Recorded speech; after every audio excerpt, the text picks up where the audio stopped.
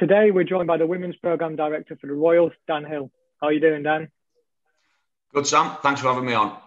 No problem at all. And we'll get started by talking about you being the longest serving member of staff at the Royals. How much has the club grown since you first joined?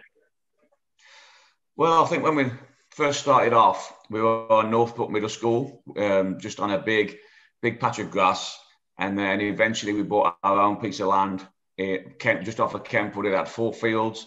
And then since then, I think there's 6 sites now. Own Campbell Road Sports Park, which is a big thing, is where the Royals are going to play.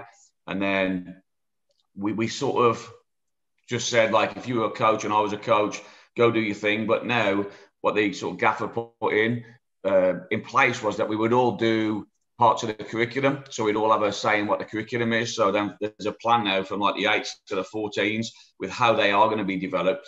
And I think that putting that structure in place and also looking after the staff, again, with medical insurance, dental insurance, things like that, it's become a nice place to work. And the structure, which I had nothing to do with the structure other than the curriculum, to be honest with you, but the structure being put in place has really helped us grow. It's just gone massive. We've gone from, I remember we was at 325 kids and the gaffer said, I want to get rid of all the bad apples. I was like, you're crazy. We're gonna go down. We went down to 275. He said, but we'll build from here. This will be a strong foundation and we'll build from here. We're currently at 2,300 players, so what seemed mental at first has come to fruition with the quality and the numbers and the education we can give these players.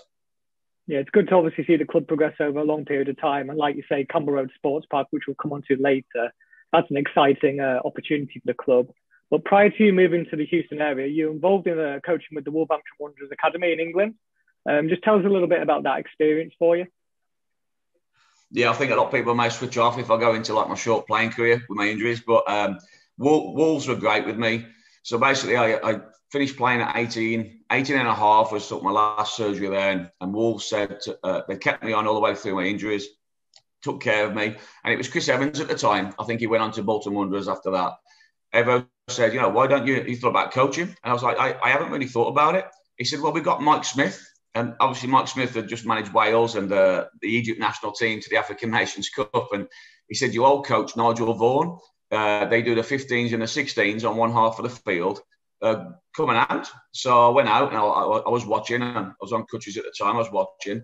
And I think what struck me, Sam, was, and my dad was behind the fence because the parents aren't allowed in, and every time they would do something, they would walk over to me and they would explain exactly what they were doing and why they were doing it. And I remember my dad going, "What? Oh my goodness, why are they doing that?" And I spoke to Les, I spoke to them. They want good young coaches to come through that have been ingrained through the Wolves system. So I was there from 13. I support Wolves. My dad supports Wolves. My granddad supports Wolves. And it was an unbelievable experience. And I say this a lot. I was out my comfort zone. So when I started doing sessions, I was very nervous, but I do believe in pushing myself out of the comfort zone. And if they didn't hammer me, their delivery was great. And then when I left, they wrote me a lovely reference and things like that. And I'm still in touch with Nigel Vaughan. He came over to America. I lost touch with Mike, and I hope he's okay, Mike. But they really were the foundation. Them and a guy called Robert Kelly, who I always have to mention, the best coach I've ever been around. Robert's the Barrow town manager now. I think he was at Leicester and he's West Brom and things. But his style, myself, my brother, and any sort of coaches over here that have had success, it's really like Robert's style. He was ahead of his time. So Wolves really, not just as a player, but as a coach and a person, it gave me such a good grounding. And I cannot thank the Wolverhampton Wanderers. I can't thank them enough. Do you get a lot of stick for being a Wolves fan from the rest of the English guys at the Royals? The gaffer's a Blues fan, isn't he? So he's irrelevant because they're not very good. But the Albion fans, for sure. And I remember, obviously, they beat us the last time they played us, and people out of nowhere on WhatsApp or people out of nowhere were hammering us. And then I used to fly back to watch Wolves once a year. And when we went down to League One, I just missed that flight for that year. I didn't go back and watch them in League One. So people probably say, I'm not a true fan because I didn't support them at Rotherham on a Tuesday night when it's -6, That's the same as me. I'm an Ipswich supporter and we're going through a bit of a tough time at the moment. So it'd be nice to be part of a club which is on an upward trajectory for a change. But also, well, especially with Norwich doing well. Yeah, they're doing really well. It's kind of a bitter pill to swallow. But we'll move on to your time in Houston now. And you've obviously been involved a lot in the women's game in the area. How has that progressed over the time you've been there? I think it's progressed massively. I think the clubs are a lot more structured. Certainly, the clubs that have survived and the clubs that keep pushing forward, they're a lot more structured. We do a lot more for the players. In the past, it used to be the players would turn up, you train twice and then go, and you wouldn't have any sort of contact with them. But now they train 3 times a week, some train 4 times a week. I think the college opportunity in South Texas is split into North and South. The college opportunity in Texas has certainly gone through the roof. I think it's becoming a place that we can develop players to go on to the next level. And just the success of the players from our club, the Big 12 Player of the Year 2 years running, SEC Player of the Year, third freshman of the year, it's really helped develop them. And I think we have a lot more interaction with the girls away, not just away from the field, but on the field, to where we're seeing these kids just as much as the teacher, probably just as much as the parents. So I think how coaches talk and deliver information to players, Sam, to be honest, I think about that so much more now than I did when I was a young coach, but certainly before I had kids. Having kids has made me probably a better and a worse coach. A worse coach is I'm going to play everybody because I don't want to upset them, but a better coach with how I deliver things. And I just think across the board, the women's game, with the dash coming in, James Clarkson doing a fantastic job at dash. With the dash coming in, there's something to aspire to. And with the Royals coming in, there's something to aspire to. And to finish off, a bit of a long-winded answer, but there was no facilities. There was like Bear Creek, Lindsay Lyons, probably 2 or 3 facilities. Now you see soccer fields all over the place to where you would have seen American football fields or you would have seen a baseball field. Soccer has really, really taken off as I think it may be number 1 youth sport. Maybe behind American football, I'm not sure. But it's really, really taken off and it's good to see. Yeah, and that's obviously good to see the progression in the women's game. And has there been any standout players that you've been a part of building success story with in the Royals?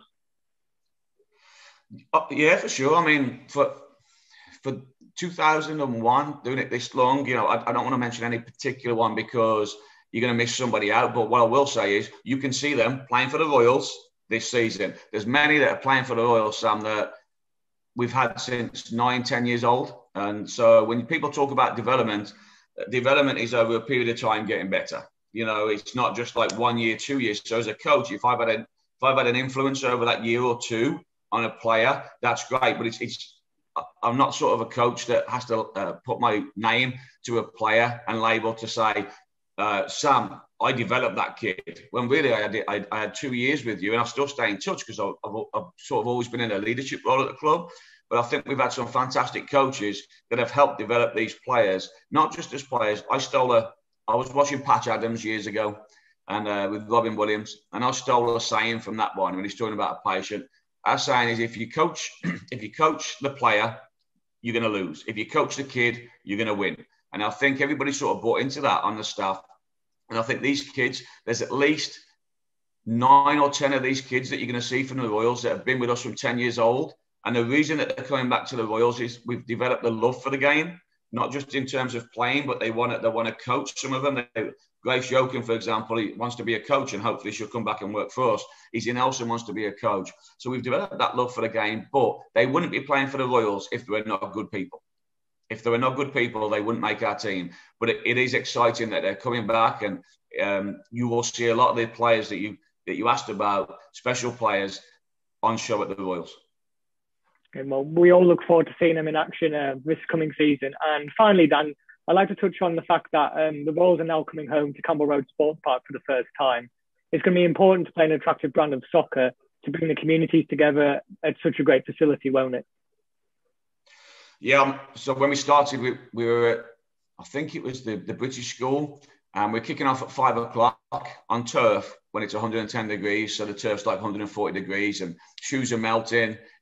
No one was really sure about what the Royals were, etc., because it was new. And I think the vision from the gaffer again was we need that pathway and we need these girls to look up to to other female soccer players. So I think coming home to Campbell Road, with the way that they have dressed it out now, with the press box there, and I think there's going to be changing rooms, there's a concession stand, they've got bleachers all around. I think it will probably hold around 1,000, 2,000, so there'll be a good atmosphere there. Hopefully we'll get anywhere from 500 to 1,000. But the important thing, like you said, coming home to the Royals, it's no good people coming out and me and Ben Williams saying, let's sit back and let's defend. That's not what we're going to do. Obviously, you mould your team around the players that you have, but literally we're going to throw everybody but the two centre-backs past the ball. We're going to attack. We're going to high press. We're going to play. We're going to count. It's going to be exciting. We'll probably win games 6-3, or if we lose, it'll be 5-2 or something like that. There is no way we're going out to defend with the players that we've picked. And I think when you talk to the girls later, I think they're kind of excited because last season, the season got cancelled, but we were able to train for the month of July with the Royals players. And for me, I don't work with that level of players at the minute. I'm in the campuses, which they're doing good. So to work with those, it was a joy. And some of the stuff that me and Ben saw was of the highest quality. And it was fun for them because they're coming back from the big colleges where they're rivals and they come back together and they see that there's something special brewing. So it's going to be attacking football. You won't come out and see a defensive masterclass, etc., where we sit in, like Mourinho, Park the Buzz. You will see exciting soccer. That I can guarantee.